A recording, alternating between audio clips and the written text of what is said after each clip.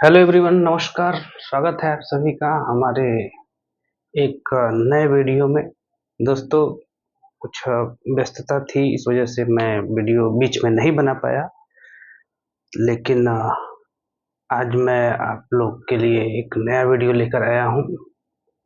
तो वीडियो को पूरा देखिए, चैनल को सब्सक्राइब करिए और ज़्यादा से ज़्यादा लोगों को शेयर करिए, ताकि उन बच्चों को भी ये वीडियो उपलब्ध हो पाए जिनको कोई अच्छी कोचिंग नहीं मिल पाती है। तो यदि ऐसा होता है तो मैं अपने आप को बहुत भाग्यशाली समझूंगा कि हमारा छोटा सा एक प्रयास बच्चों के लिए काफी लाभदायक सिद्ध हुआ। तो चलिए, ज्यादा समय आपका न लेते हुए हम टॉपिक पे आते हैं। तो आज का हमने टॉपिक रखा है पुष्प और उसके भाग, फ्लावर एंड इट्स पार्ट्स। तो सबसे पहले ये जानेंगे पुष्प क्या होता है। तो पुष्प प्ररोह तंत्र के अग्रभाग का रूपांतरण होता है। Flower is the apical modification of shoot. अब प्ररोह क्या होता है? तो किसी भी पौधे में, किसी भी प्लांट की बात की जाए तो उसको दो पार्ट में बांटा जा सकता है। एक वह भाग जो जमीन के नीचे होता है, उसको जड़ तंत्र या रूट सिस्टम कहते हैं, और दूसरा वह भाग जो जमीन के ऊपर होता है, उसको शूट सिस्टम कहते हैं या प्ररोह तंत्र कहते हैं। प्ररोह तंत्र में ही पौधे का तना, शाखाएं, फूल, फल, पत्तियां आदि सब लगे होते हैं। ठीक, क्लियर हो गया? तो ये वाला भाग जो जड़ वाला भाग है, जो जमीन के नीचे है, ये जड़ तंत्र, और ये भाग जो जमीन के ऊपर है, ये प्ररोह तंत्र या शूट सिस्टम कहलाता है। ठीक है। तो प्ररोह तंत्र या जो ये पौधे का वह भाग जो जमीन के ऊपर है, इसके अग्र भाग में ही रूपांतरण हो जाता है और वो पुष्प का रूप धारण कर लेता है। पुष्प पौधे का रिप्रोडक्टिव पार्ट होता है या प्रजनन करने वाला अंग होता है। इसी के द्वारा पौधा अपनी पीढ़ी आगे बढ़ाता है। अब पुष्प से क्या बनता है? फ्रूट बनेगा, फ्रूट से फिर सीड बनेगा, बीज बनेगा, और बीज के द्वारा पौधा, एक पौधों की संख्या क्या होगी? बढ़ेगी, वृद्धि होगी, और इस तरह से वो पौधा अपने अस्तित्व को पृथ्वी पर बनाए रखने में समर्थ बना रहेगा। तो इसीलिए रिप्रोडक्शन होती है। रिप्रोडक्शन का मुख्य ध्येय, मुख्य उद्देश्य यही होता है कि जीवधारी विलुप्त न हो, उसकी अगली पीढ़ी पृथ्वी पे बनी रहे, जिससे उस जीव का अस्तित्व भी बना रहे। इसीलिए रिप्रोडक्शन या प्रजनन की क्रिया जीवधारियों में होता है। ठीक है। अब देखिए, जो फ्लावर होता है उसमें नोड और इंटरनोड पाया जाता है। ये पौधे का रिप्रोडक्टिव पार्ट होता है। ये हाईली कंडेंस्ड, अत्यधिक संघनित और रूपांतरित होता है। किसका रूपांतरण होता है? तो सूट का या प्ररोह तंत्र का रूपांतरण होता है। और ये रूपांतरण होता किस लिए है? पौधे में प्रजनन कराने के लिए। ठीक, तो इतनी बात हो गई, इतनी बात हम लोग सीख लिए। अब आगे चलिए, आगे हम बताते हैं और सारी चीजें। अब देखिए, पुष्प के कितने भाग होते हैं? तो यहाँ हमने लिख रखा है पहले से ही। फ्लावर, फ्लावर के दो मुख्य भाग होते हैं। पहला आवश्यक भाग, आवश्यक भाग इसको इसको एसेंशियल या नेसेसरी पार्ट कहते हैं। और दूसरा है अनावश्यक भाग, या इसको नॉन एसेंशियल या एसेसरी पार्ट कहते हैं। और जो अनावश्यक भाग होता है, दो भागों में बटा होता है। बाह्य दलपुंज और दलपुंज, इसको इंग्लिश में बोलेंगे कैलिक्स, और दलपुंज को कोरोला। बाह्य दलपुंज की इकाई सेपल होती है या दल, बाह्य दल होता है। बाह्य दलपुंज की इकाई क्या होता है? बाह्य दल, या इंग्लिश में इसी को कहेंगे सेपल। और ये साधारणतः हरे रंग का होता है। क्लियर? वैसे ही दलपुंज या कोरोला की इकाई क्या होता है? दल, इसको इंग्लिश में पेटल कहते हैं। और ये साधारणतः दिखाई जाता है कि रंगीन होता है, कलर्ड होता है। ठीक। अब इस भाग को अनावश्यक इसलिए कहते हैं क्योंकि ये प्रजनन में डायरेक्टली इन्वॉल्व नहीं होता है, ये प्रजनन की क्रिया में सीधे भाग नहीं लेता है, इसलिए ये पुष्प का अनावश्यक भाग है। अनावश्यक मतलब ये नहीं कि साफ बेकार होता है, अनावश्यक का मतलब बस इतना ही होता है कि क्योंकि ये प्रजनन में डायरेक्टली भाग नहीं लेता है, इसलिए इसको पुष्प का अनावश्यक भाग कहते हैं। प्रजनन की क्रिया में केवल सहायता करता है, डायरेक्टली हिस्सेदारी या सीधे तौर पे इसकी कोई ही भागीदारी नहीं होती है। ठीक, अब आवश्यक भाग दो तरह के होते हैं, एंड्रोसियम इसको पुमंग कहते हैं और गाइनोसियम इसको स्त्रीकेसर या जयांग कहते हैं। अब देखिए, एंडर मने होता है, एंडर मने होता है मेल, एंडर मने मेल या नर। ठीक है, तो एंडर शब्द जहां भी लिखा होगा उससे हम क्या समझेंगे, नर, नर की ओर ये इंगित करता है, नर को जान लेंगे। एंडर जब लिखा होगा तो हम वहां पे किस चीज को जानेंगे, नर। अब यहाँ एंडर लिखा है तो एंड्रोसियम यानी ये पुष्प का नर भाग होता है, इसीलिए इसका नाम एंडर है क्योंकि नर भाग होता है। अच्छा, एंड्रोसियम की इकाई पुंकेसर होती है या स्टेमन होती है। ठीक है, एंड्रोसियम की इकाई क्या होती है, पुंकेसर या स्टेमन होती है। पुष्प का नर भाग होता है जैसा कि हमने पहले ही बता रखा है। अब देखिए, स्त्रीकेसर की इकाई क्या होता है, अंडक, यानी बहुत सारे अंडक मिल करके स्त्रीकेसर का निर्माण करते हैं। यानी गाइनोसियम का निर्माण बहुत सारे कार्पेल मिल करके आपस में करते हैं। ठीक, ये पुष्प का मादा भाग होता है। एक बात और बताना बहुत जरूरी है, एक बात और बताना जरूरी है।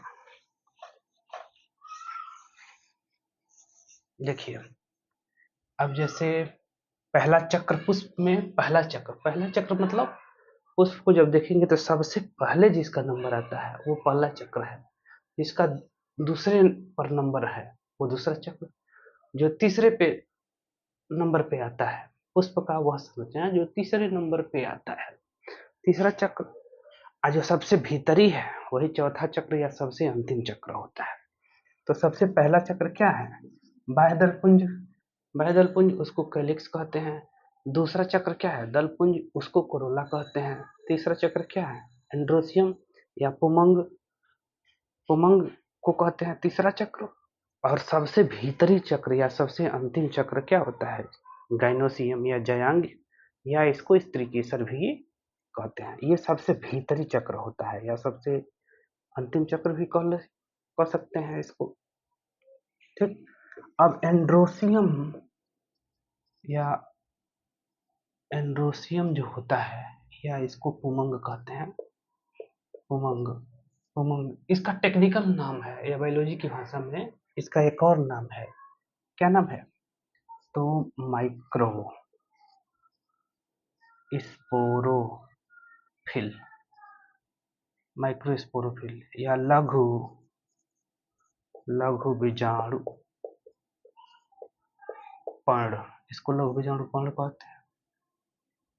ठीक, लघु बीजाणु पर्ण। अब देख लीजिए, पुमंग, पुमंग की इकाई क्या होता है, स्टमेन या पुंकेसर। तो पुंकेसर का संरचना कैसे होता है वो पहले देख लें। ये देखिए, ये पुंकेसर में एक धागे जैसी संरचना ऐसी होती है, इसको कहते हैं पुंतंतु, पुंतंतु, या इसको फिलामेंट कहते हैं, फिलामेंट। और ऊपर एक बक्सेनुमा संरचना होती है, इसको एंथर कहते हैं। इस पूरे संरचना को क्या कहते हैं, एंथर, एंथर या पराग कोश, पराग, परागकोश कहते हैं, इसको परागकोश कहते हैं। ठीक, अब देखेंगे परागकोश में कितने कितनी चीजें देखने को मिलती है। देखिए, तो परागकोश में आप देखेंगे ध्यान से तो यहाँ पे दो बक्सेनुमा संरचनाएं हैं, एक ये वाला, एक ये, और दूसरा ये, दो संरचनाएं हैं, दो दो बक्सेनुमा संरचना है, और दोनों एक पतली सी यहाँ पे एक परत द्वारा दोनों आपस में जुड़े होते हैं। ठीक है, तो इस बीच वाले को, जो इन दोनों को जोड़ने का काम करता है, इसको कहते हैं योजी, या संयोजी भी कह सकते हैं। संयोजी, संयोजी इंग्लिश में इसको कहते हैं कनेक्टिव। कनेक्टिव इसलिए कहते हैं क्योंकि ये दोनों को, दोनों पार्ट्स को, दोनों भागों को कनेक्ट करता है, जोड़ता है। अब इन दोनों पार्ट को कहते हैं परागकोश, परागकोश पालियां, परागकोश पालियां, या एंथर, एंथर लोब्स कहते हैं, एंथर लोब्स, एंथर लोब्स कहते हैं। ठीक है, तो एंथर लोब की संख्या या परागकोश पालियों की संख्या कितनी होती है? दो, दो होती है, दो होती है। और एक में फिर कितने खाने होते हैं? दो। इस तरह से इसमें दो खाने और फिर इसमें दो खाने। इस तरह से यदि देखें तो एक परागकोश में, एक परागकोश में या एक एंथर में ये खानों की संख्या, एंथर, इसको ये तो दो हो गए, ये दोनों जो हम बताए थे ये एंथरलोब हो गए, ये एक ये वाला, एक ये एंथरलोब। अब प्रत्येक एंथरलोब में हम बताए हैं कि दो खाने होते हैं। इस तरह से इसमें प्रकोष्ठों की संख्या या चैम्बर्स की संख्या कितनी हो गई? 4। तो एक परागकोश में 4 प्रकोष्ठ पाए जाते हैं, प्रकोष्ठ, 4 चैम्बर्स, 4 चैम्बर्स होते हैं।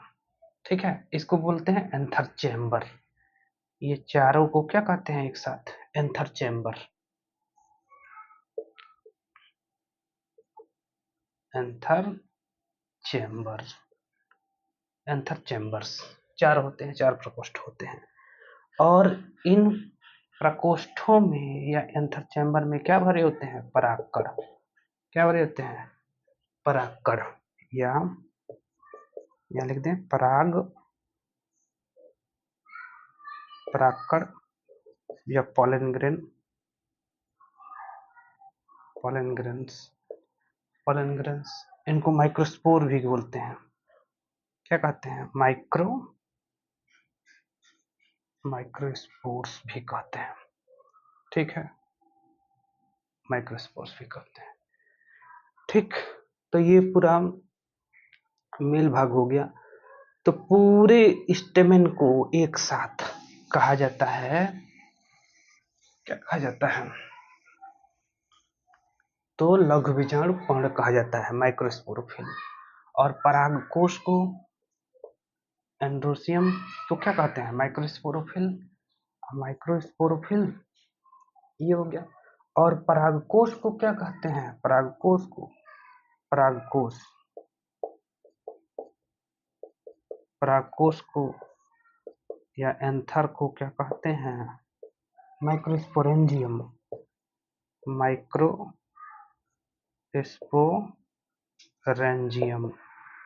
या लघु बीजाणुधानी भी इसको कहते हैं। लघु बीजाणुधानी, लघु बीजाणुधानी कहते हैं। लघु बीजाणुधानी में फिर क्या रहते हैं? क्या रहते हैं? तो परागकण, परागकण, पॉलन ग्रेन्स होते हैं, पॉलन ग्रेन्स। इनको माइक्रोस्पोर या लघु बीजाणु भी कहते हैं, माइक्रोस्पोर्स। इतनी बातें हो गई, ये ध्यान रखिएगा, बहुत इंपॉर्टेंट है। ठीक, तो यहाँ छोटा सा हम बना के दिखाएंगे। ये मान लीजिए, ये हो गया पराग कोश, या इसको कहते हैं एंथर। अब परागकोश में क्या होगा? परागकोश में क्या होगा?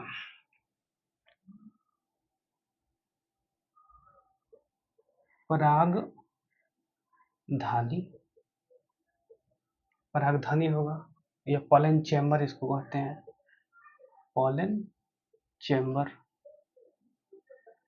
जिसकी संख्या कितनी होती है, नॉर्मली 4 होती है, 4 चैम्बर्ड होता है, 4 होती है, लेकिन इसका अपवाद है, एक्सेप्शन है, एक्सेप्शन भी है, अपवाद भी है, अपवाद है, अपवाद फैमिली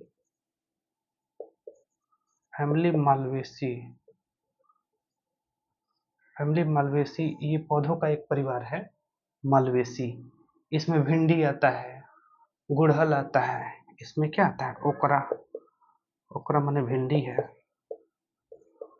ये भिंडी आता है, कॉटन भी इसी में आता है, कॉटन आता है, ठीक है। चाइना रोज माने क्या, गुड़हल,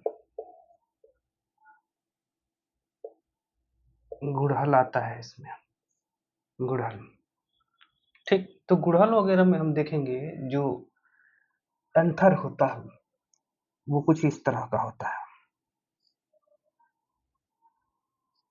ऐसे एक ही उसमें लोग होता है, one chambered, one single lobed लिख लेते हैं, सिंगल लोब्ड, या एक पाली पाया जाता है, इसमें एक पाली पाया जाता है।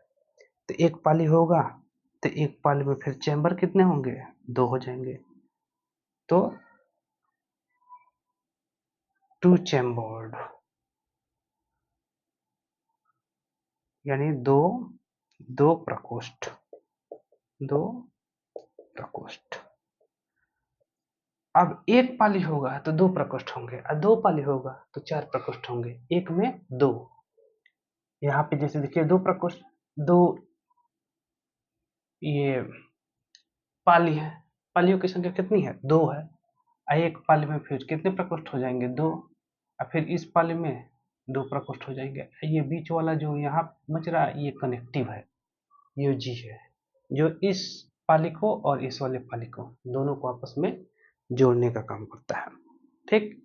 तो वैसे तो देखा जाए परागकोश में कितने चैम्बर होते हैं, 4 चैम्बर होते हैं, ये 4 प्रकोष्ठ होते हैं, लेकिन इसका अपवाद है, और अपवाद कहाँ देखने को मिलता है, तो पौधों का एक परिवार है फैमिली मालवेसी, उसके भीतर जो सदस्य होते हैं उनमें जो एंथर होता है, परागकोश होता है, वो उसमें पाली की संख्या 1 होती है, और जब पाली की संख्या 1 होगी तो फिर प्रकोष्ठ कितने होंगे, 2 होंगे, जो कि एक अपवाद है, ऐसा बहुत कम होता है, ज्यादातर ऐसे ही होता है, माने 2 पाली होंगे, 2 पाली होगा, और कितने प्रकोष्ठ होंगे, 4 प्रकोष्ठ होंगे, 2 पाली और 4 प्रकोष्ठ, एक पाली में 2 प्रकोष्ठ, ठीक है। तो 2 पाली है तो 4 प्रकोष्ठ हो जाएंगे, ठीक। इतना समझ में आ गया।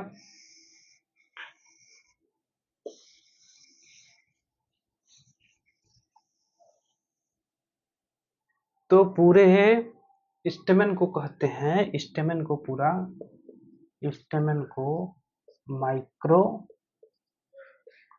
स्पोरोफिल कहा जाता है, या पुंकेसर, पुंकेसर को लघु बीजाणु पर्ण कहते हैं, लघु बीजाणु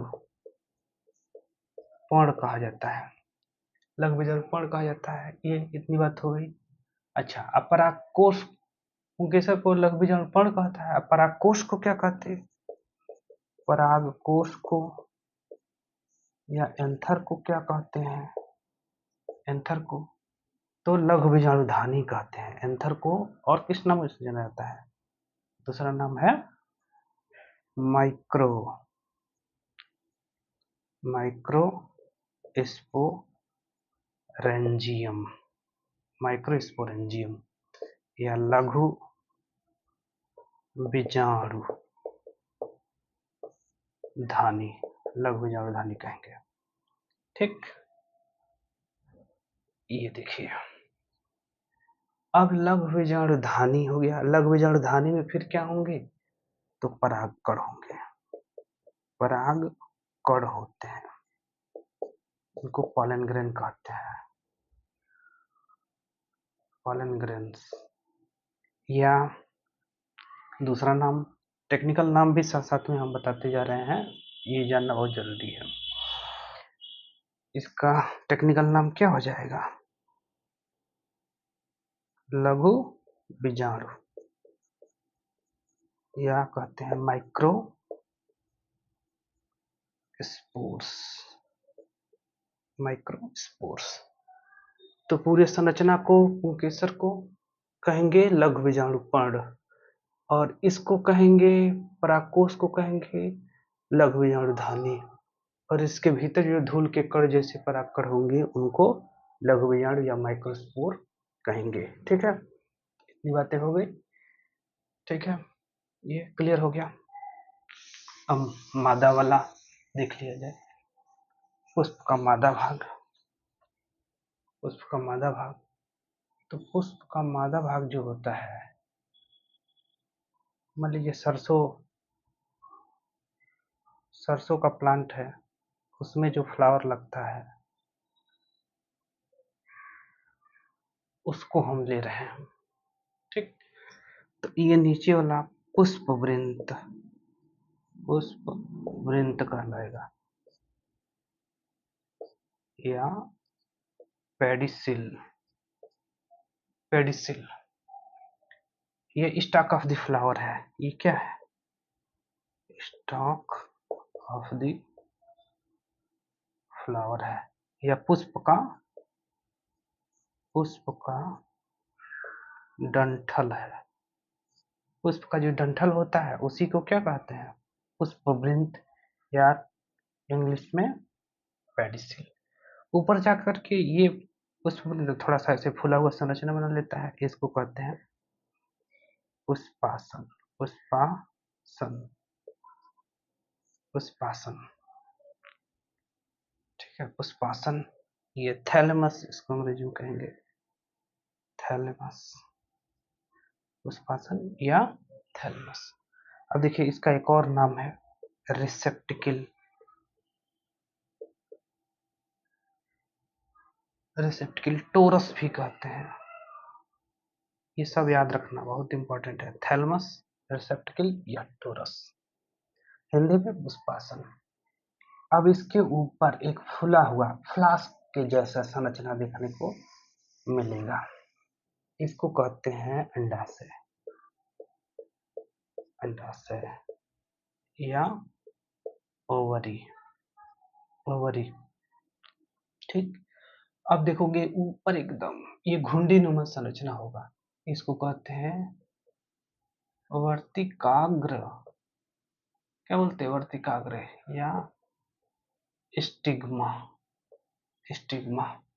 अब अंडाशय और वर्तिकाग्र के बीच ये पतला सा जो संरचना देखने को मिलता है, या अंडाशय और वर्तिकाग्र दोनों को जोड़ने वाली जो संरचना होती है उसको कहते हैं वर्तिका। ये वो है, वो वर्तिका। वर्तिका का अग्रभाग, आगे वाला भाग वर्तिकाग्र, ये वर्तिका हो गया। स्टाइल, ये स्टाइल हो गया। तो ये स्त्री केसर या गाइनोसियम है। गाइनोसियम है,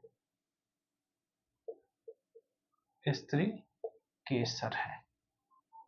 ठीक है, गाइनोसियम। अब ये अंडाशय के भीतर छोटे छोटे बहुत सारे ओव्यूल होते हैं। छोटे छोटे बहुत सारे ओव्यूल होंगे। ये छोटे छोटे बहुत सारे ओव्यूल होंगे। ये क्या है? ओव्यूल या बीजांड। बीजांड होते हैं जो परिपक्व होकर के क्या बनाते हैं? बीज, सीड बनाते हैं। ठीक, ये अंडाशय जब परिपक्व हो जाता है तो क्या बनाता है? फल बनाता है, फ्रूट बनाता है। और ऐसा फल जिसका निर्माण परिपक्व अंडाशय से हो उसको कहते हैं ट्रू फ्रूट। ट्रू फ्रूट या सत्य फल कहते हैं। ठीक, ऐसा फल जिसका निर्माण अंडाशय के परिपक्व होने से होता हो उसको कहते हैं सत्य फल, यानी सत्य फल का निर्माण अंडाशय से ही होता है। ठीक, ये इतनी सारी बातें हो गई। स्त्री केसर के मुख्य रूप से कितने भाग होते हैं? तो 3 भाग होते हैं। पहला अंडाशय, अंडाशय या ओवरी, दूसरा स्टाइल और तीसरा स्टिग्मा। ठीक, ये इतनी सारी बातें हो गई। ठीक है, अब देखिए ये पुष्प का मादा भाग है, मादा का चिन्ह ये है, नर का चिन्ह है, ये नर, ये मादा। तो स्त्रीकेसर या गैनोसियम पुष्प का मादा भाग है। अब देखिए ये स्त्रीकेसर का जो निर्माण होता है, मिटा लेते हैं उसके बाद बताते हैं। स्त्रीकेसर का निर्माण बहुत सारे अंडकों से होता है, यानी स्त्रीकेसर ये था, इसका टीएस हम काट दें, अनुप्रस्थ काट, तो हमें इस तरह की संरचना मिलेगी।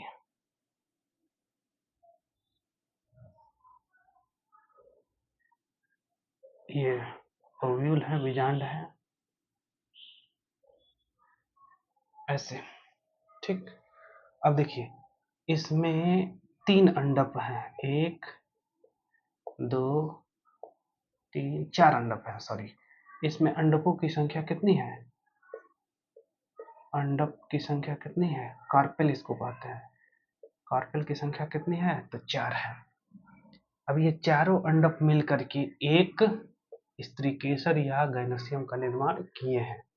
तो इस तरह से हम कह सकते हैं कि अंडक ही स्त्रीकेसर का इकाई होता है। इकाई माने वो एक चीज जिसके जैसा और कई मिल करके, और कई संरचनाएं उसी की तरह मिल करके इसका निर्माण किया है स्त्रीकेसर। ठीक, तो unit of gynoecium is called as carpel, या स्त्रीकेसर की इकाई को ही अंडक कहते हैं। अब ये बीच बीच में ये दीवार बन जाता है, ये कई अंडक आपस में जुड़े हैं तो बीच बीच में दीवार बन जाता है, तो इसको क्या कहते हैं? सेप्टा, सेप्टा या पट कहते हैं, पट, पट, ये दीवार है। ठीक, दीवार बन जाने की वजह से इसमें कई खाने हो जाते हैं, कई खाने बन गए ना, तो इनको कहेंगे लाक्यूल, लाक्यूल। ठीक है, और सब आपस में जुड़े हैं, तो इस तरह के अंडाशय को, इस तरह के अंडाशय जिसमें सेप्टा का निर्माण हो, ऐसे पट पाए जाए कई, तो इस तरह के ओवरी को या अंडाशय को कहते हैं संयुक्त।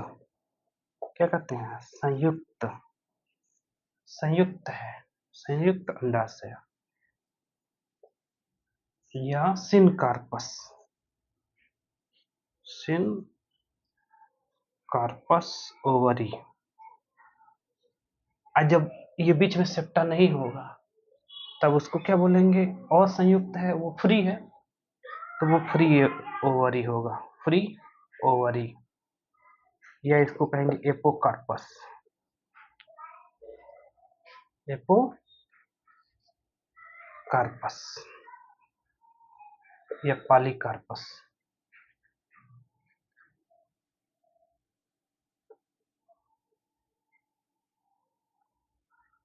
ठीक, यदि ये अंडाशय में, ओवरी में इस तरह से सेप्टा बना होगा, दीवारें ऐसी बनी होंगी, तो इस तरह के अंडाशय को कहेंगे संयुक्त या सिनकार्पस ओवरी।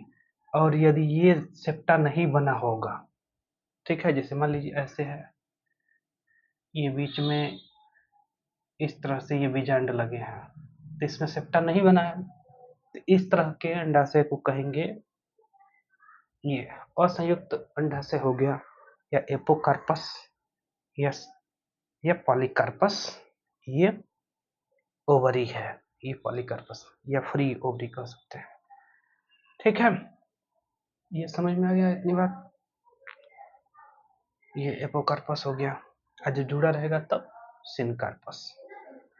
ये बीच वाला जो भाग है, ये यहाँ पे बीच वाला भाग, इसको प्लेसेंटा कहते हैं। यही पोषण देने का काम करता है, ये विकसित हो रहे बीजांडों को, या डेवलपिंग ओव्यूल को न्यूट्रिशन प्रोवाइड करता है कौन? प्लेसेंटा, ये प्लेसेंटा। ठीक, इतनी बात हो गई। अब चलिए, इसमें भी कुछ टेक्निकल चीजें होती हैं, टेक्निकल टर्म है, टेक्निकल शब्द हैं, या विज्ञान की भाषा में उनको एक अलग शब्द के द्वारा संबोधित किया जाता है, उन शब्दों को भी जानना बड़ा जरूरी है। तो स्त्री केसर, स्त्री केसर, अच्छा एक चीज और उसमें बता दें, स्त्री केसर कई सारे अंडकों से मिलकर बनता है, ये हम बताए हैं इसके पहले। जैसे यहाँ बताए हैं, मान लीजिए ऐसे, ये बीच में प्लेसेंटा हो गया, ये कई अंडक हैं, 1 2 3 4 5, 5 कार्पेल हैं। कार्पेल या अंडक की संख्या कितनी है? 5 है। तो यदि अंडक की संख्या 1 है तो मोनोकार्पेलरी, मोनो शब्द होता है, मोनो कार्पेलरी।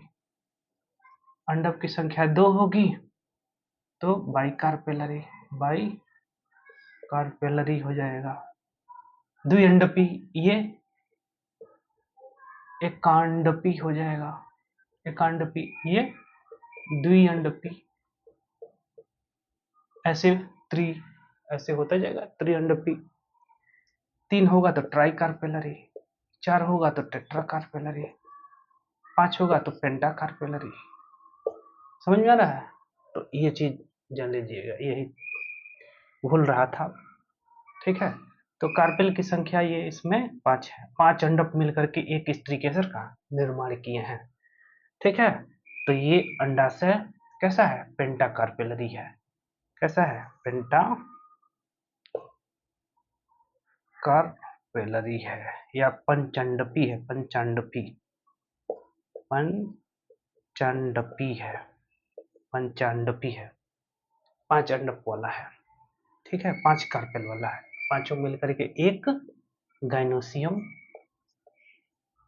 एक गाइनोसियम या एक स्त्री केसर का निर्माण किए हैं। यहाँ पे ये टीएस है, ओवरी का क्या है? ओवरी का टीएस है। टीएस माने अनुप्रस्थ काट, अनुप्रस्थ माने किसी चीज को जब हम ऐसे काटते हैं, जैसे ये कलम है, मान लीजिए हम इसका सेक्शन ऐसे काटेंगे, ऐसे अनुप्रस्थ क्षैतिज, तब इसको कहेंगे ट्रांसवर्स सेक्शन, अनुप्रस्थ काटा। जब खड़ा काटेंगे तब उसको अनुदैर्ध्य काट। जैसे खीरे का सलाद काटते हैं तो गोल गोल बनता है ना कटा हुआ चीज, सेक्शन उसको कहेंगे, गोल गोल। तो वो गोल तभी बनेगा जब उसका अनुप्रस्थ काट काटेंगे। ठीक है, यानी ट्रांसवर्स सेक्शन। जब खड़ा खड़ा काटेंगे तो लंबा लंबा कटा हुआ चीज मिलेगा, उसको कहेंगे, क्या कहेंगे? लंगिट्यूडनल सेक्शन कहेंगे, या अनुदैर्ध्य काट। ठीक, तो ये अनुप्रस्थ काट है, इसलिए गोल सा मिला है सेक्शन, गोल सा कटा हुआ चीज हमको मिला है। ठीक,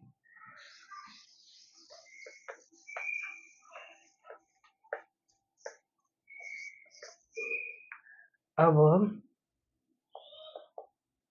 स्त्री केसर या गाइनोसियम को एक और नाम से जानते हैं, क्या? गुरु। वहां पे लघु था तो यहाँ पे गुरु, गुरु बीजाणु पर्ण, या मेगा स्पोरोफिल, मेगा स्पोरोफिल, गुरु बीजाणु पर्ण। स्त्री केसर को क्या कहते हैं? गुरु बीजाणु पर्ण। आर यहाँ कर लेते हैं, आर, गुरु बीजाणु पर्ण। ठीक है, अब इसमें क्या बनते हैं? गुरु बीजाणु, गुरु बीजाणु बनते हैं। ठीक है, या मेगा, एक मिनट एक मिनट एक मिनट, गुरु बीजाणु पर्ण के भीतर क्या होता है? गुरु बीजाणु, बीजाणु कोश, या इसको कहेंगे मेगा स्पोरेंजियम, या इसी को कहते हैं बीजांड। इसी को क्या कहते हैं? बीजांड, ओव्यूल भी कहते हैं। बीजांड को गुरु बीजांड कोष भी कहा जाता है या मेगास्पोरेंजियम कहा जाता है। इसके भीतर क्या बनते हैं? गुरु बीजांड बनते हैं या मेगा स्पोर्स बनते हैं। मेगा स्पोर्स बनते हैं, ठीक है। मेगा स्पोर्स कैसे होते हैं? हैप्लॉइड होते हैं। हैप्लॉइड होते हैं। हैप्लॉइड माने अगुणित होते हैं। अगुणित। और अगुणित माने पृथ्वी जीवधारी के शरीर में जितने गुणसूत्र होते हैं उसकी आधी संख्या अगुणित संख्या कहलाती है। जैसे मनुष्य में गुणसूत्र की संख्या 46 होता है और इसका आधा कितना हो जाएगा? 23। तो ये 23 संख्या जो है अगुणित संख्या है, n नंबर है। टोटल जितनी गुणसूत्र की संख्या होती है ये द्विगुणित संख्या होती है, 2n होता है, ठीक है। तो टोटल गुणसूत्र की संख्या एक कोशिका में जितनी, ये टोटल गुणसूत्र की संख्या जितनी होती है वो द्विगुणित संख्या, और टोटल गुणसूत्र की आधी संख्या अगुणित संख्या या हैप्लॉइड नंबर कहलाता है। इसको कहेंगे डिप्लॉइड या द्विगुणित संख्या, द्विगुणित। इसको कहेंगे हैप्लॉइड या अगुणित कहेंगे, ठीक है। तो गुरु बीजाणु या मेगास्पोर हैप्लॉइड होते हैं। कोई भी चीज दुनिया का जो हैप्लॉइड है या अगुणित है उसका निर्माण जरूर एक ही विधि से होता है, और वो क्या? तो वो है अर्धसूत्री विभाजन। अर्धसूत्री विभाजन होगा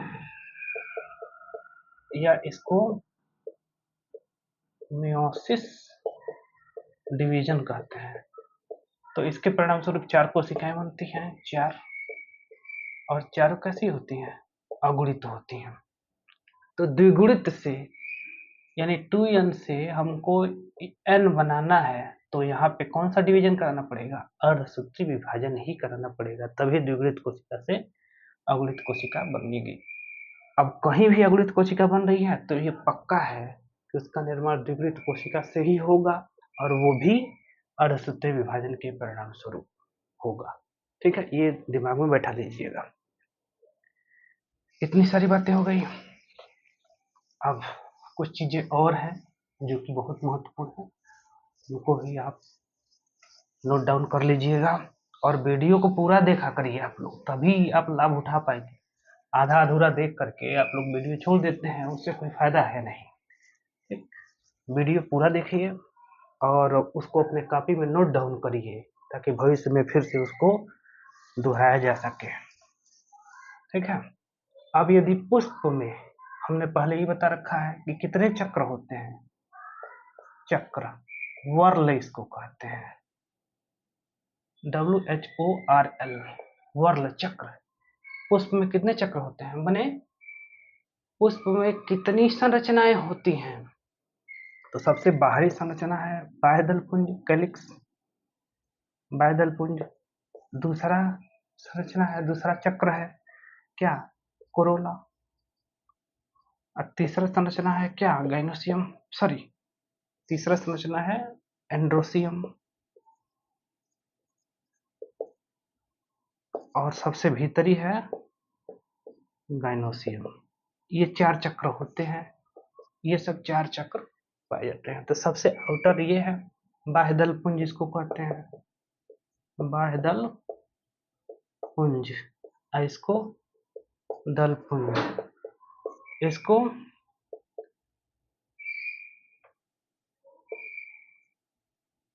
उमंग, उमंग, इसको स्त्री केसर, ठीक है। ये हो गया। तो ये सबसे बाहरी चक्र होता है, माने फूल में सबसे पहले जिसका नंबर आता है वही सबसे बाहरी चक्र। तो सबसे पहले क्या, कौन सी संरचना लगी होती है? तो कैलिक्स या बाह्यदल पुंज, तो ये सबसे बाहरी चक्र हो गया। और सबसे भीतर लगा होता है स्त्री केसर, तो ये सबसे भीतरी या सबसे अंतः ये वर्ल होता है, चक्र होता है।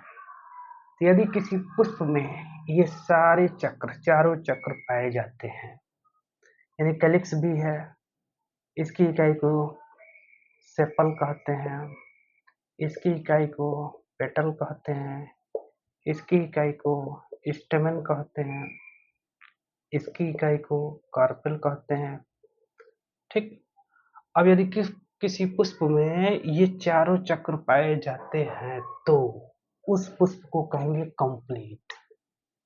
क्या कहेंगे? कंप्लीट या संपूर्ण पुष्प कहेंगे। क्या कहेंगे? संपूर्ण पुष्प। यहाँ हमने लिख रखा है, यदि किसी फ्लावर में कैलिक्स, कोरोला, एंड्रोसियम, गाइनोसियम, बाह्यदलपुंज, दलपुंज, पुमंग और जायांग सब उपस्थित हों, तब ऐसे पुष्प को कहेंगे कंप्लीट फ्लावर या संपूर्ण पुष्प। और ऐसा पुष्प जिसमें यदि ये चारों चक्र में से कोई एक भी अनुपस्थित है, ठीक है, तब ऐसे पुष्प को कहेंगे इनकम्प्लीट फ्लावर। इतनी बात समझ में आ गई? ये कंप्लीट फ्लावर, इनकम्प्लीट फ्लावर दो चीजें हो गई। ठीक। अब यदि किसी पुष्प में ये चारों जो चक्र होते हैं, कैलिक्स, कोरोला, एंड्रोसियम, गाइनोसियम, बाह्यदलपुंज, दलपुंज, पुमंग और जायांग, ठीक, ये चार चक्र होते हैं। इसमें से यदि दो चक्र यानी कैलिक्स और कोरोला, बाह्यदलपुंज और दलपुंज अनुपस्थित हो, यदि किसी पुष्प में बाह्यदलपुंज और दलपुंज दोनों अनुपस्थित हैं, तो ऐसे पुष्प को कहते हैं एक्लेमाइडस। याद रखिएगा। और ये दोनों पार्ट पुष्प के कौन से पार्ट होते हैं? सहायक भाग होते हैं या एसेसरी पार्ट होते हैं या अनावश्यक भाग होते हैं। यदि दोनों ये अनुपस्थित हो तो ऐसे पुष्प को कहेंगे एक्लेमाइडस। ठीक। अच्छा, अब यदि इन दोनों अनावश्यक भाग, पुष्प के दोनों अनावश्यक भाग में से कोई एक उपस्थित हो, तब उसको कहेंगे मोनोक्लेमाइडस। दोनों अनुपस्थित हो तो achlamydeous. Two both are absent, both यानी कैलिक्स, कोरोला दोनों एब्सेंट हैं, कैलिक्स, कोरोला दोनों यदि पुष्प में एब्सेंट हैं, तब उसको कहेंगे एक्लेमाइडस। कैलिक्स, कोरोला में से कोई एक, चाहे कैलिक्स चाहे कोरोला, कोई भी एक यदि प्रेजेंट है, तब उसको कहेंगे मोनोक्लेमाइडस। यदि कैलिक्स, कोरोला में से दोनों प्रेजेंट हैं, तब उसको कहेंगे डाइक्लेमाइडस। ठीक है, डाइक्लेमाइडस। तो यदि कैलिक्स, कोरोला दोनों एब्सेंट है, तब उसको एक्लेमाइडस। ध्यान से सुन लीजिएगा, एक्लेमाइडस। यदि कैलिक्स, कोरोला में से कोई एक प्रेजेंट है, तब मोनोक्लेमाइडस। यदि कैलिक्स, कोरोला में से दोनों प्रेजेंट हैं, तो डाइक्लेमाइडस। ठीक, इतनी बात हो गई। डाइक्लेमाइडस कहेंगे। ठीक है। अब यदि पुष्प में केवल फीमेल पार्ट है, पुष्प में केवल फीमेल पार्ट है, केवल गाइनोसियम ही है, कोई फ्लावर है, सपोज कर लेते हैं ये फ्लावर है, इसमें केवल गाइनोसियम है, ये केवल गाइनोसियम ही है। ठीक। कैलिक्स, कोरोला तो है ही, कैलिक्स, कोरोला तो रहेगा, लेकिन एंड्रोसियम नहीं रहेगा, केवल गाइनोसियम रहेगा। तो इस फ्लावर को मादा पुष्प कहेंगे, मादा पुष्प या फीमेल फ्लावर कहेंगे, फीमेल फ्लावर। और इसका एक टेक्निकल नाम है, बायोलॉजी की भाषा में एक और नाम है इस तरह के पुष्प को, क्या कहेंगे? पिस्टिलेट। पिस्टिलेट, पिस्टिलेट फ्लावर है ये। इस तरह का फ्लावर क्या है? पिस्टिलेट है। एक चीज और जान लीजिए, देखिए ये जो गाइनोसियम होता है, गाइनोसियम या जयांग को पिस्टिल भी कहा जाता है। क्या कहा जाता है? पिस्टिल। तो केवल पिस्टिल यदि प्रेजेंट है, एंड्रोसियम प्रेजेंट नहीं है, नर भाग उपस्थित नहीं है पुष्प में, केवल मादा ही है, तो ऐसे फ्लावर को कहेंगे पिस्टिलेट।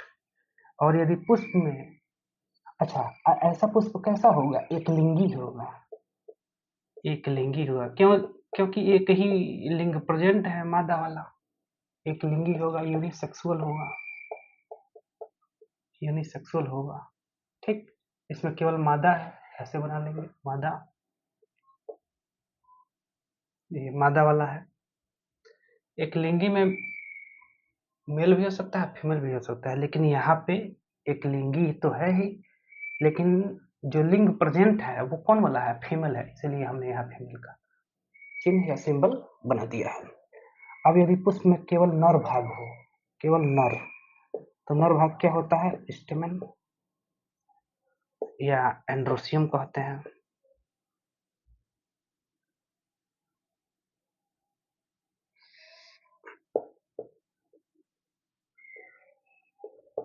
केवल स्टेमन है या एंड्रोसियम है, केवल नर भाग है फूल का, तब उसको कहेंगे स्टेमिनेट। स्टेमिनेट फ्लावर है। ये फ्लावर कैसा है, स्टेमिनेट या नर पुष्प है, नर पुष्प है, ये नर पुष्प है। ठीक, केवल स्टेमन है तो स्टेमिनेट, केवल पिस्टिल है या फीमेल पार्ट है तो पिस्टिलेट कहेंगे। और दोनों पुष्प कैसे होंगे, एक लिंगी होंगे, एक में केवल नर जननांग होगा, एक में केवल मादा जननांग होगा। ठीक है। यदि कोई फ्लावर है, देखिए ये फ्लावर, इसमें केवल मादा है, ये मादा, तो इसको क्या कहेंगे, पिस्टिलेट। पिस्टिलेट। एक फ्लावर और है जिसमें केवल नर भाग है, तब इसको कहेंगे स्टेमिनेट। ये नर है, तब इसको स्टेमिनेट कहेंगे। कोई फ्लावर और है जिसमें मादा भी है और नर भी है, मादा भी है और नर भी है। ये देखो मादा हो गया और ये क्या हो गया, नर, दोनों हो गए, फीमेल भी हो गया और मेल भी हो गए। तो ऐसे फ्लावर को बोलेंगे द्विलिंगी, द्विलिंगी या बाइसेक्सुअल। बाइसेक्सुअल, बाइसेक्सुअल एक और नाम है इसका, हर्माफ्रोडाइट। Hermaphrodite, hermaphrodite. ठीक, बाइसेक्सुअल, या इसको एक और नाम से बोलते हैं मोनोसियस। मोनोसियस,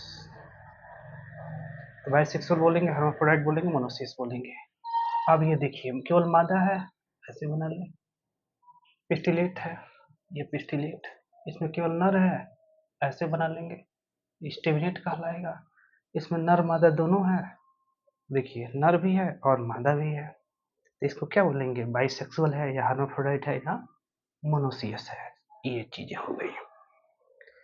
ठीक, अब कोई फ्लावर ऐसा है जिसमें जो एक लिंगी भी है, जिसमें नर भाग भी है, मादा भाग भी है और बाइसेक्सुअल भी है।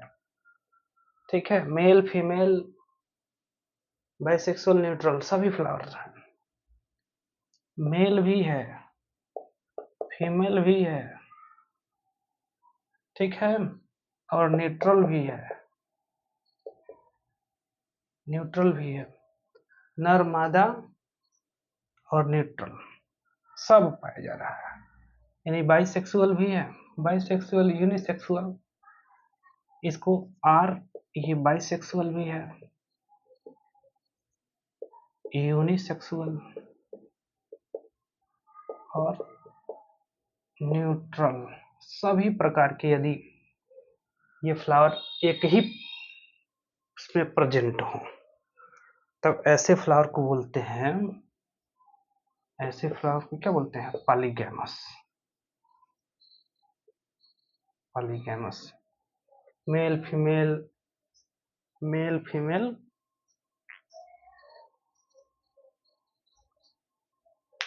बाइसेक्सुअल, बाइसेक्सुअल यूनिसेक्सुअल और न्यूट्रल सभी हैं। बाइसेक्सुअल यूनिसेक्सुअल और न्यूट्रल सभी फ्लावर हैं प्रेजेंट। तो ऐसे फ्लावर को क्या बोलेंगे, पॉलीगैमस।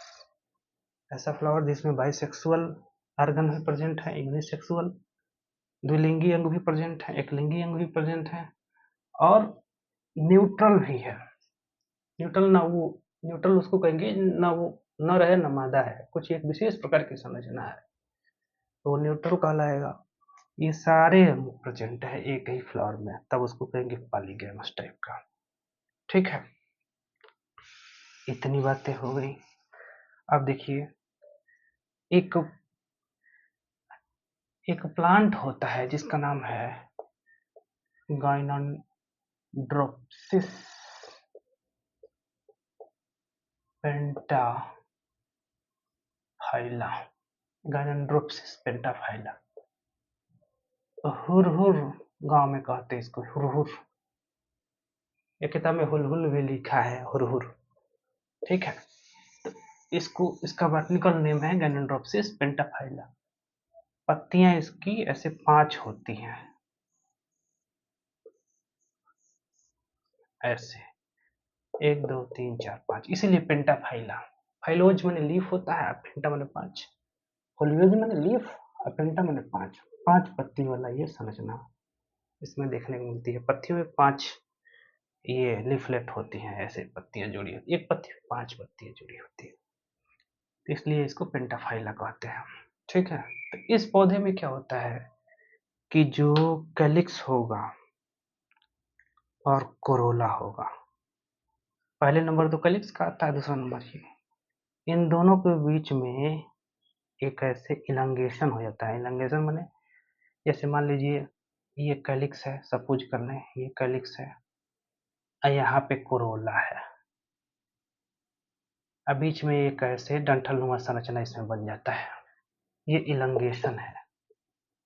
इलांगेशन, इस तरह की संरचना बन गई। यहाँ पे जयांग है, ये जयांग है, ये ये सब क्या है, उमंग है, ऐसे संरचना बनी हुई है।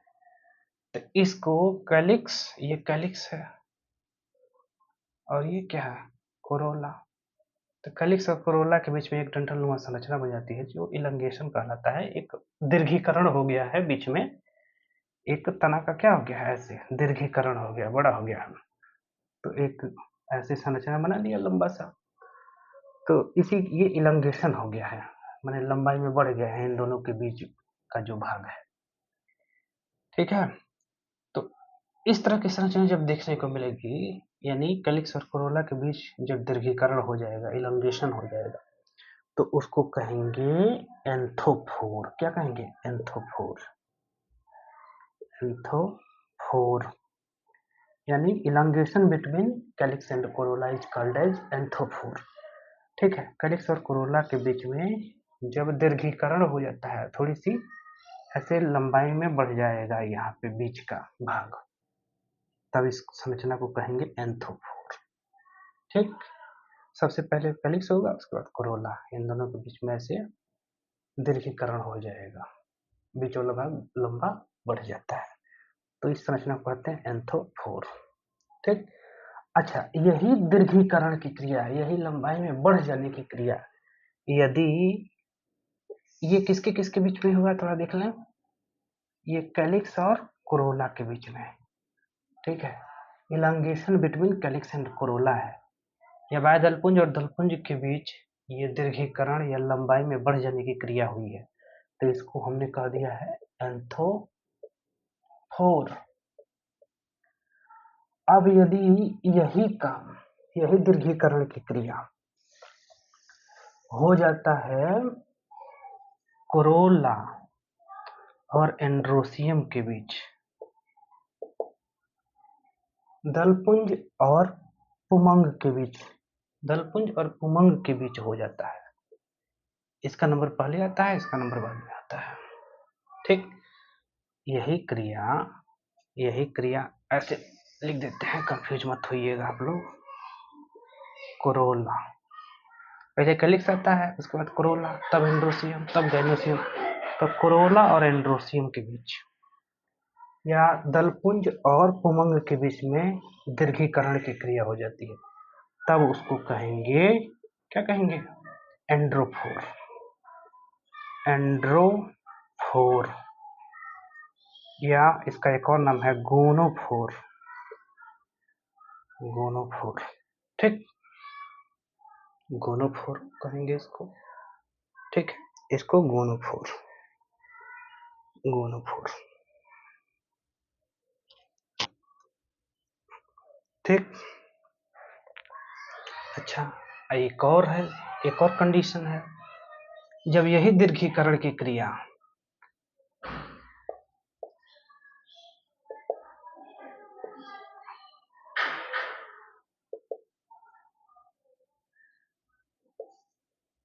एंड्रोसियम या पुमंग और जयांग के बीच में हो जाएगा, तब उसको एंड्रोसियम और गाइनोसियम के बीच में हो जाएगा, या पुमंग और जयांग के बीच में हो जाएगा, तब इसको बोलेंगे गाइनोफोर, गाइनोफोर। ठीक। तो when elongation takes place in between calyx and corolla, then the structure is called as anthophore.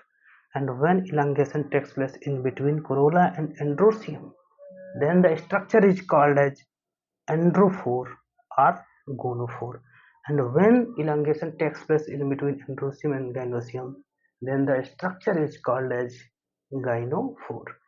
जब बाह्यदलपुंज और दलपुंज के बीच में ऐसे बीच वाला भाग लंबा हो जाता है, उसका इलांगेशन हो जाता है, उसका दीर्घीकरण हो जाता है, तो इस संरचना को कहते हैं एंथोफोर। जब यही क्रिया कोरोला या दलपुंज और पुंज के बीच में होता है, तो उस दीर्घीकरण की क्रिया को हम कहते हैं, दीर्घीकरण वाली संरचना को हम कहते हैं एंड्रोफोर या गोनोफोर।